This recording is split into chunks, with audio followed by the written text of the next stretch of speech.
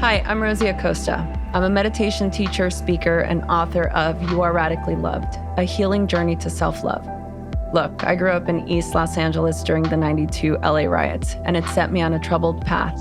I didn't grow up with mentors in my life, so I turned to reading as many books as I possibly could to learn about the purpose of life. In my journey, I found that having these conversations gave me life, and I decided I wanted to create a place where I could share these conversations with my community. So come have a sit with me as we learn about, well, everything.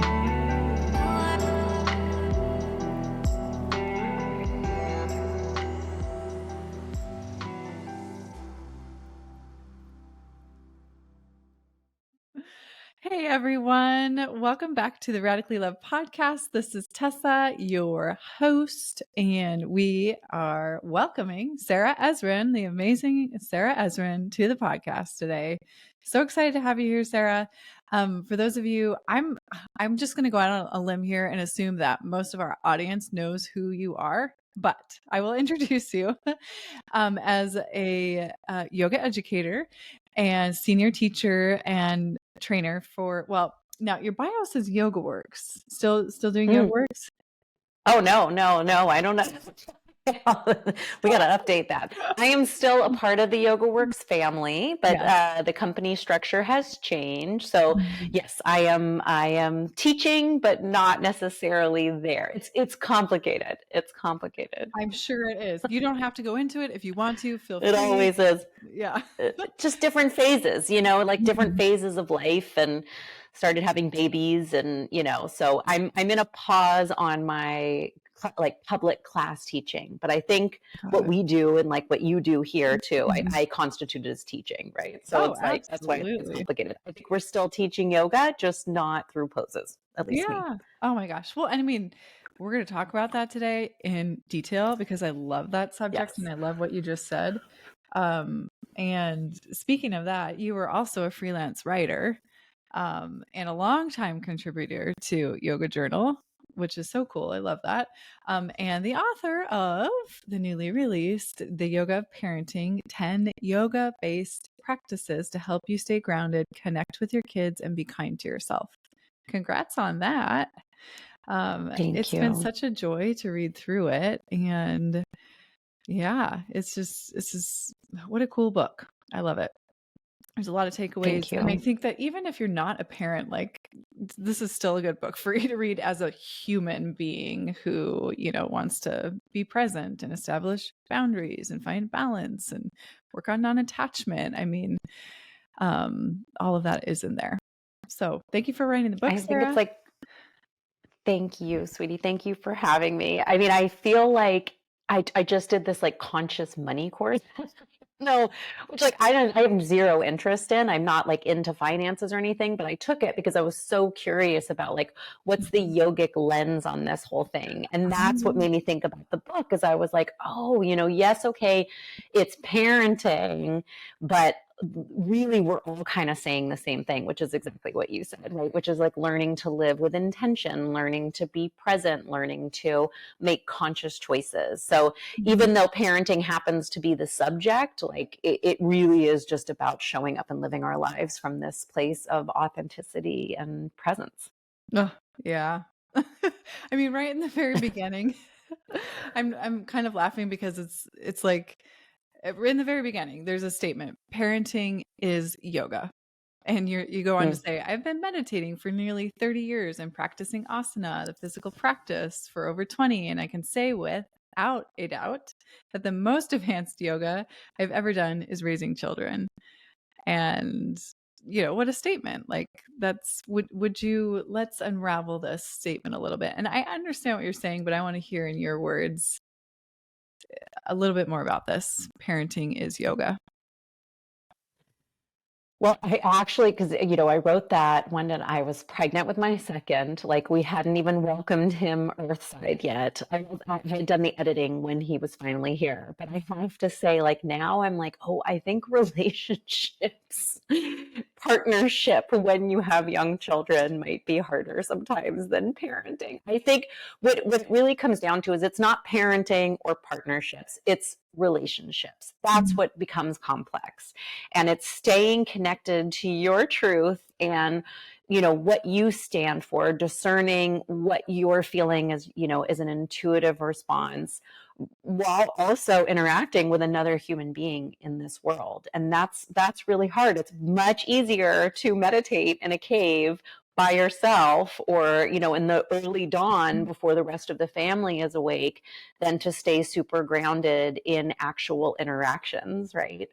And so, even though this, I definitely felt that way in the moment, and it's funny how things can change as quickly as they already have. But I would say now, and that it really is just relationships, and maybe that's just me, but coming from like a history of alcoholics and addicts in my family, where so relationships are challenging, but I find it's more complex than any shape I've ever taken in my body. So, I go in and I do a yoga practice, or at least I used to. I don't practice this way anymore. Where, I would do these really just like wild, one leg is here and one arm is here, and anatomically very complex. And people would be like, wow, like that's a very advanced shape. Or I'd see someone doing something in the room that was like, holy, moly, I can't believe I'm seeing this. But I realized I could do all those things and still be completely checked out. I could do all those things and be completely disconnected from my body, not present in what's actually happening. My mind could be everywhere else but in that moment. But when I'm in relationship and I'm being truthful about being present in that moment and I'm co-regulating with another human being, that is way harder for me than shoving my leg behind my head and sitting upright. There are so many nuances and spaces and connection opportunities and then disconnection opportunities. And it's such a dance and it's so complex. It requires such presence and connection. And when we go to what the roots of yoga are, and we look at the original wisdom traditions and the actual word itself, like the etymology of the word yoga, we realize, well, the physical poses is what we've adopted here in the West. But that's like tiny, tiny, tiny, tiny piece of what it's about. Yoga is really a practice of connection. And whether that's through meditation or breath work or prayer or mantra or karma yoga, right? There's forms of yoga that's all selfless service, or bhakti yoga, yoga of devotion, or the Sufi mystics who spin. There's all these different ways that people are trying to get to a similar thing, which is connection with self, connection with a higher power, connection with other. And so when we're doing that as regular people in an everyday world, and it's with another human being who has personality and changes and needs, that's complex. It's really, really challenging. And I think it's particularly challenging with toddlers because they are dysregulated and you have to, you're literally using your nervous system to regulate them. But I think it's just relationship in general. I think being in the world as a human being in these days is hard. And thank goodness for practices like yoga and meditation. Although some would say that I'm saying the same thing there, because they give us opportunities of anchors and tools, right, of how I can show up as presently as possible. Yeah, there's so much you just said that I want to pull on. And I had actually pulled out of the book a statement about presence, which you actually just spoke to, which is presence has little to do with where we physically are in space and much more to do with awareness of our attention. And that really stuck out to me. And then you saying it here again about being present in relationship, being authentic in relationship it's a hard thing to do, right? And I totally get what you're saying about being in a room doing a complex anatomical shape or creating some sort of impressive looking shape in a room, but how that can also be a way to kind of check out mentally, not really be present. I'm not saying this is true 100% of the time, but I can certainly resonate with that sense of being able to do this thing almost on autopilot, but not really be there mentally. I think we do both, right? Like I Yeah. used to teach that portion for YogaWorks when I was teaching the trainings for YogaWorks. Was we would teach like advanced asana. That was the name of the workshop, and we would say like, we can differentiate between advanced poses, advanced shapes, or advanced physicality, and then the advanced practice. And that you can you can do something advanced with your body that's complex and challenging and anatomically complex, but you can be, as you said, completely checked out. Or you can do something as simple as just standing there in Tadasana or laying there in Shavasana, but you're so deeply involved and committed to what's happening that like that then becomes the advanced practice. And I think it's the same thing in relationship. We can be physically in a room with somebody but mentally completely somewhere else, old relationships, or a future trip in about your personal work or things that aren't even like in the room itself, or you can be present in what's happening. So it's like it's just how it's amazing because the physical body can be somewhere but the mind can be elsewhere, and it's really about that integration piece, right? Like, can you be in exactly what you're doing and where you are? Yeah, that's the ultimate question. I mean, that is the practice, right? The other thing that I heard you say was around co-regulation in relationship, and that always perks my ears up when I hear someone say co-regulation, um, because I think it needs to be defined again often, at least for me. I always go, okay, now wait a minute, what's the difference between co-regulation and codependence? And I know there is a big difference, but I always like to wait, let's go back to that. How do we define co-regulation? What does that look like in between two people? Would you mind talking about I that? love the idea of like looking at the two of those separately. So let's talk co-regulation really quickly as far as like parenting, and then we'll take a wider lens in just social interactions, right? And like polyvagal theory to the best Yeah, of my ability, because yeah. I only know, from like obsessively studying Dr. Stephen Porges. But when it comes to children, up until I believe it's like 8 years old or something, their nervous system is entirely reliant on their caregiver's nervous system for regulation. So they are looking to you to be the leader of how to regulate. Mhm. And it's not until the brain is formed, and it's not until we're 25 years old that the frontal cortex of the brain, which is that higher reasoning, decision making, what makes us human, is actually fully formed. So maybe it is all the way up until 25 that they're using the elders in the room, they're using the people that they look up to help them find those wiser choices, to start to tap in and to plug into that part of the brain. So the co-regulation piece, and taking it way back to in utero, if you carry your baby and then you give birth, that baby and the person that carried the baby, their nervous systems are often deeply intertwined, like almost like the baby can't, there's no separation between like mama's heart or any parent can have a child, but the caregiver's heartbeat then regulates the child's heartbeat and vice versa. So there's an intricate connection with who you're taking care of. And PS, it affects our pets. So we Mm, were talking earlier, like you have your cats and I yeah. have my dogs. Very similarly, we are influenced by the nervous systems of the people around us. Now, so with the children, like there's a survival aspect of them relying on the elder nervous system. Mhm. But then when you take a more macro view, you look at us as social creatures, and we're constantly bouncing off of each other's nervous systems. You and I, our nervous systems are bouncing off of each other right now. Our mirror neurons are going off as we're talking. We, empathized in the beginning before we started, even just looking in each other's eyes, even though this is digitally. So our nervous systems we are co-regulating whether we're aware of it or not.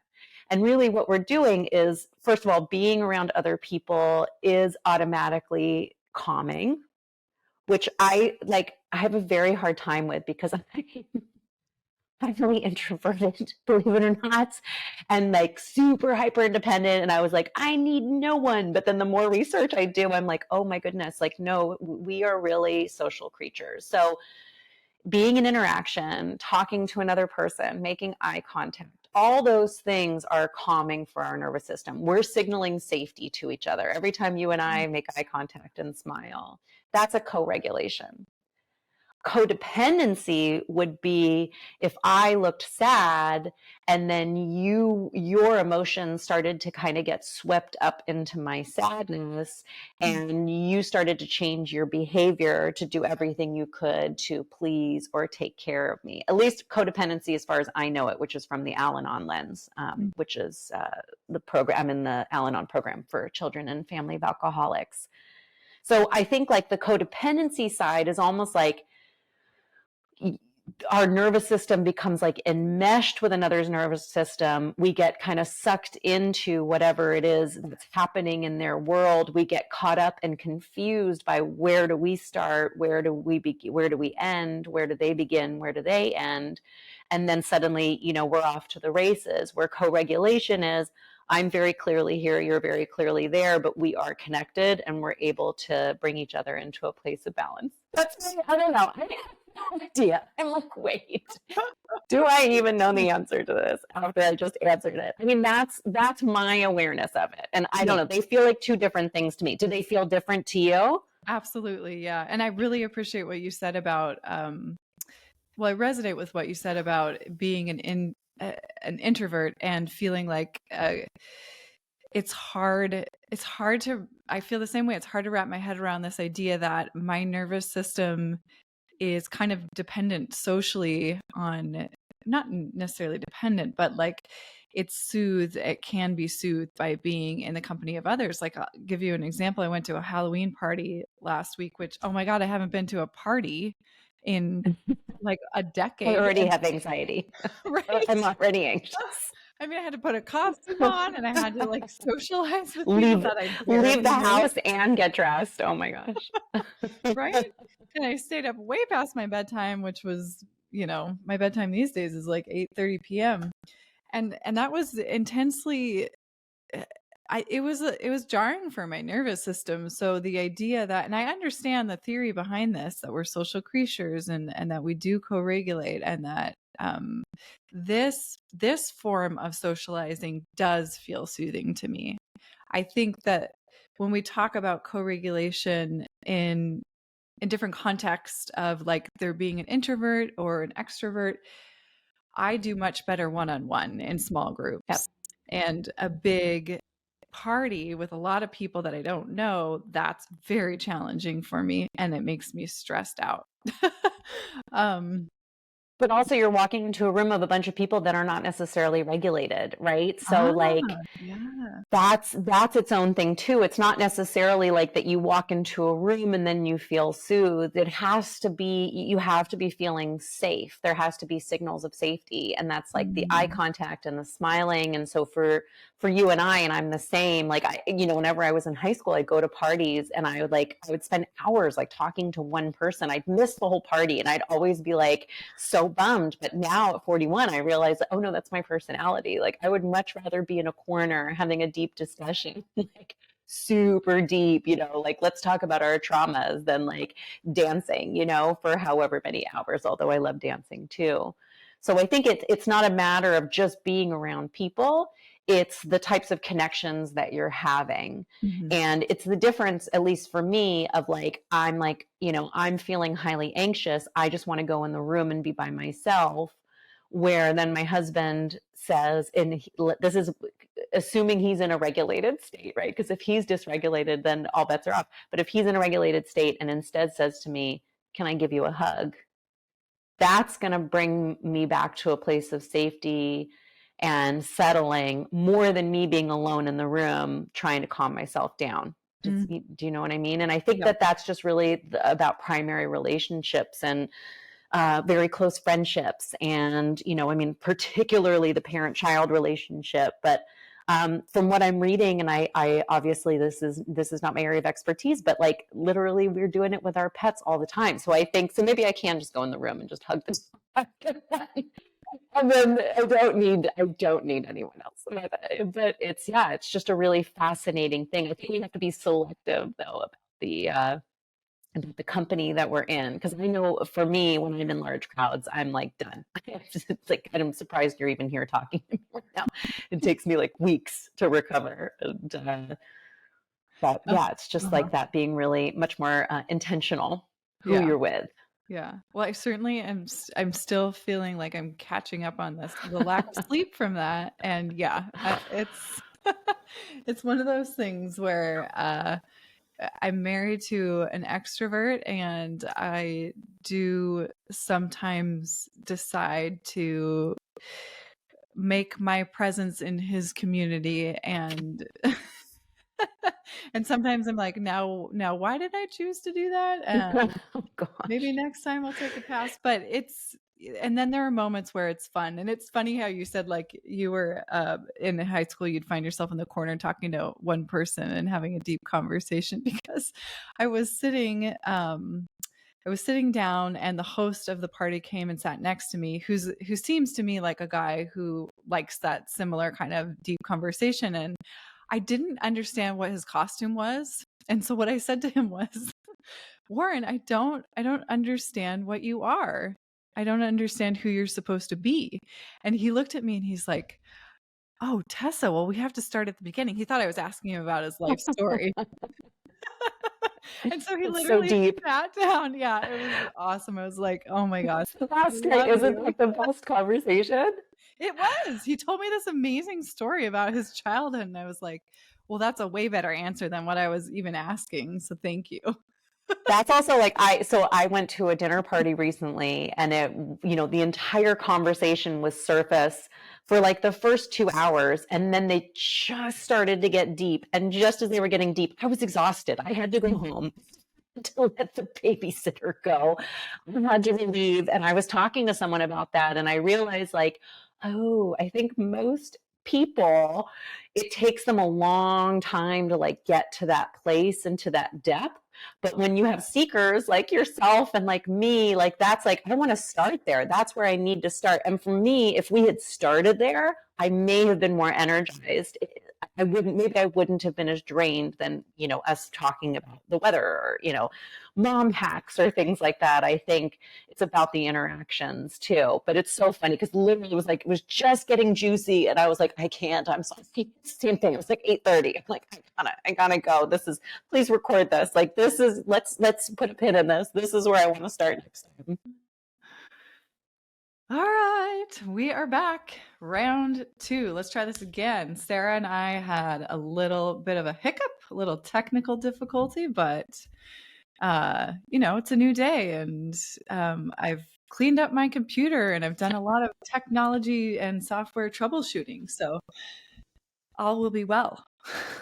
and it just means I get to hang out with you 2 days in a row. So, there's that benefit to it too. Yeah. Well, no, we left off kind of talking about like the difference between kind of like the introvert versus the extrovert, but like, where do we get our energy from, and what leaves us feeling energized and what leaves us feeling drained? And I was reflecting on the first part of our conversation and feeling energized from it. That was nice. So thank you, Sarah. Yeah, no, I feel energized just listening to you and Rosie talk. Like, that's sometimes like, that's how I get my energy, is I just walk around and I listen to the podcast. And, but it's really interesting, isn't it? Because I think what you and I were talking about was like the idea between whether you're an introvert or an extrovert, how are you getting your energy? And traditionally it was defined as introverts fill up being alone, but extroverts fill up in the company of others. But now I think with this like whole polyvagal theory is blowing off the roof, is maybe it's less about being alone and more about that concentrated one-on-one connection time. Because it's not that like, we're like, as we were talking about, we're all social creatures. We all need community and we all need connection to thrive. And, loneliness is a huge epidemic right now, right? Like that's like, that's scarier than some of the things that are going on. So if we can think about it in that way, then we think like, okay, so because for me, I'm an introvert. I'm just going to like hide at home for, 8 hours and I'll feel much better. But maybe it really is just that like concentrated one-on-one time, or like talking to a friend who's like-minded. Like our conversations are going to fuel me much more than running into a random neighbor. So I think it's just like reframing. Maybe it's not about like being alone versus being with people. I think it's like it's the type of quality of connection when you are with people. That's a wonderful reframe. I love that. I want to see if we can kind of connect this or apply this idea to parenting. And I'm thinking specifically about the book in terms of like, I've had so many conversations with actually, I was just talking to a student of mine the other day she was describing a conversation she had with her partner. And they were talking about like, gosh, why is this so hard? It seems like we're doing something wrong. Are we making this harder than it has to be? And they were just kind of sitting there. It sounded to me like chatting about, is it like we're putting our energy into the wrong thing? Are we not on the same page? Is parenting really just this hard? And so I'm thinking about this from like an energy perspective, and I was curious as to your thoughts. And certainly, you provide some good tips for nourishing and self-care in the book. But what do you think on a practical level? Is it a myth to think that we can stay energized as parents? And I mean, I'm sure it's not linear, right? There's going to be up days and down days. I mean, it's so complex, right? I mean, first of all, you're talking about energy management in general, which I'm so glad that you're bringing up because I think it can be applicable to non-parents, parents, caretakers, sandwich generation alike, right? And that's, we were talking about that in the lens of the party situation or how you're fueling up. But from a parenting perspective, and I talk about this in the book, it is being aware of your energy levels, your tank, so to speak, and what are the things that fuel you and what are the things that drain you. Now, so there's a couple of pieces to it, right? That's number one, is just paying attention throughout your day of how am I being fueled? How am I being drained? But how can you fuel yourself more if your life is have tos and your life has to be all the things that are draining you because you don't have the social systems in place that support you, or you don't live in your family that support you, or you're a single parent and you're pressed for time. So there's a bigger issue too of like, yes, let's all learn how to manage our energy. That's beautiful. We have the privilege in the West to be able to even pay attention to time management and energy management. But the reality is that they're in the world today, and it's not, I would even say like in the United States, we are at a disadvantage because of our social systems and our lack of paid family leave and affordable childcare, that like, no matter what, even if you're starting to pay attention to it, you're at a deficit, right? Like we're always kind of starting out behind because we don't have the social systems in place. So there's two very different conversations, and even the people I know, and I've got friends that are, quite well off and have tons of support, are still exhausted just because of the pressure of living in a capitalistic society that's like telling them, you got to go, you got to go, you got to do this, you got to do that. So there's like the bigger overall culture, right, that's like weighing heavily on us, and wherever you live, that obviously differs. For us, I'm talking about us living from a North American lens, which is like do, go, go, go, have it all. Then there's no systems in place that help support any of that. Like if that's really the pressure or the messaging, then where is the affordable childcare? Where is universal preschool? We're paying I'll just be totally honest with you. We're paying $5,000 a month right now between my two kids for childcare. Wow.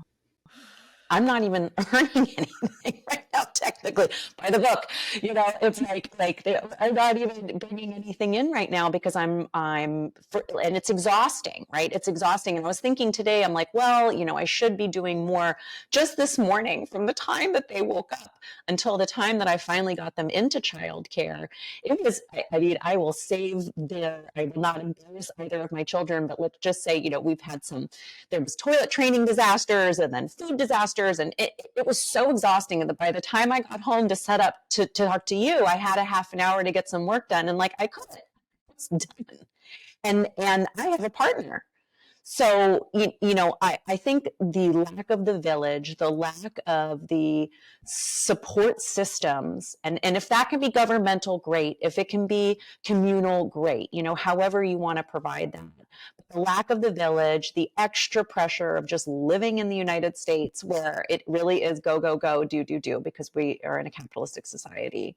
All those things, they all conflate, and it makes parenting 100 times harder. Oh, and then not even to mention how attuned we all are now versus how perhaps our parents parented. Like I was born in 1982, and like my dad is like, he's exhausted just like the hour that he spends with my son, because it's like he's like, you give him so many options and you're so available. And parenting in the 80s and the 90s, early 90s was very different. Nowadays we're much more attuned. So there's a lot of factors at play. And then you go online and you see these like momfluencers and dadfluencers that are like showing up and doing everything and seeming to have extra time for date night and, all like putting their makeup on every day. And it just creates this false narrative that we're doing something wrong. And we're not doing anything wrong. We're lacking a village, and we're lacking the social systems that could potentially help support us, because we see it in other countries. We see that there is, when you have a year off of maternity leave and paternity leave, how much better adjusted those parents are when they go back, how much better adjusted, it just the whole system is as a result, because the parents are being taken care of. Sorry, that's my soapbox. No, I love your soapbox. You're right. But my next question is, and this is an impossible one to answer, is where do we affect change? How do we make the change societally and individually? Because it feels like a rat race, and Yep. we have the flexibility, a lot of us, flexibility privilege to work from home, but still I find myself feeling depleted. And I'm not commuting 2 hours every day like I used to a couple years ago. But how am I depleted? I don't. Well, we're recording this October 2023. We've had quite a run. There's been a lot of trauma, and our nervous systems are not developed to handle global trauma like this. And whether the world is more chaotic or less chaotic, I don't think that matters. We were not aware of every single thing going on 24 hours a day, and for empaths, it's particularly challenging. And then coming out of the aftermath that was the pandemic, and again the social isolation, right? And we're all coming into this from a place of burnout. So I think from like a bigger picture, like let's not even talk about parents right now. It comes back to, again, what's draining you, what's fueling you, and how can you make wise choices around that? It's so hard when you need to make a living, but at the same time, can you choose work? You and I have a privilege that we get to, I'm not earning money right now because my husband is earning enough for both of us right now and for the family right now. It can't be that way forever, but like, let's name that privilege, right? I have the privilege right now to have the space to choose where my energy is going to go next. And that doesn't mean it's always going to be that way. So we have that privilege, right? There is that situation where a lot of people don't, where they have to be grinding and grinding. But can you find these moments where you are doing things to fuel you? Can you make choices? Maybe you don't, put your kid into every single after school activity, or maybe you don't, you say yes to every single commitment. There are just ways and choices that we can make personally for ourselves that are, from the time we wake up in the morning, maybe it is waking up 5 minutes earlier to have that quiet sit so that it feels like you have more time and space throughout the day. That's like on a personal level. But I also think socially, we have a responsibility to be the village for one another. And, I again, full honesty, I barely had hung out with a kid before having my own. I had zero interest in becoming a mom, which is hilarious because now it's like, it's my everything, you know. But we can still be a village in other ways. You know, we can still show up when someone has a baby and, you know, buy them coffee, or, you know, offer to pet sit, right? Like there's ways that we can show up, just checking in with people. A friend of mine, who I think you may know, just lost their partner. And like, I'm texting her every day. I'm like, you don't need to respond to me, but I just want you to know that I'm here. So there's the like taking care of ourselves, sure, but there's also showing up for each other, and then remembering that when we show up for each other, which I know feels really hard when you're depleted, and if you're just totally wiped out, you know, take care of you. But that, like, the better we take care of each other, the better we can all take care of each other. Do you know what I mean? Like, it just becomes this circle and this cycle. But it's got to be named. We've got to address it, and we've got to have an agreement. And I think in like who we choose to spend our time with, and you know, you and I are seekers, and the people listening to this podcast, I assume, right? Like if you're attracted to Rosie's teachings and to Tessa's teachings, like all of us are trying to do something differently. So it starts, you know, within, and then how are we showing up? All right, Sarah, it has been an absolute joy and pleasure to chat with you. I'm wondering if there's any key takeaway you want to offer from this conversation, or from the book, or maybe both, to wrap us up today. Thank you. And thank you, Rosie. In the ether, I texted her this morning and told her we were chatting. And thank you so much, Tessa, for having me. I mean, I think the key takeaway is let's be the village for each other. And just remember how key community is and connection is to our healing. And whether that's us reaching out because we need someone, or us being able to step up because we have the space for it, let's be the village for each other. So good. Well said, Sarah. And let's support Sarah, be part of her village, and buy the book. It's a good one. Yeah. No, please. I love to connect with everybody too. So, you know, whether it's on Instagram or sending me emails, I would love to be your village. Yeah. We'll make sure all of those good links get into our show notes so people can easily find you too, Sarah. Thank you. Perfect. Thank you. Thanks, Tessa.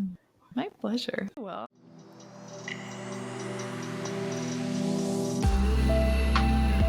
Thank you so much for listening to the Radically Loved podcast. Please remember to subscribe, rate, and review wherever you get your podcasts, and follow us on Facebook at Radically Loved Rosie, on Instagram at Rosie Acosta, and Twitter at Rosie Acosta.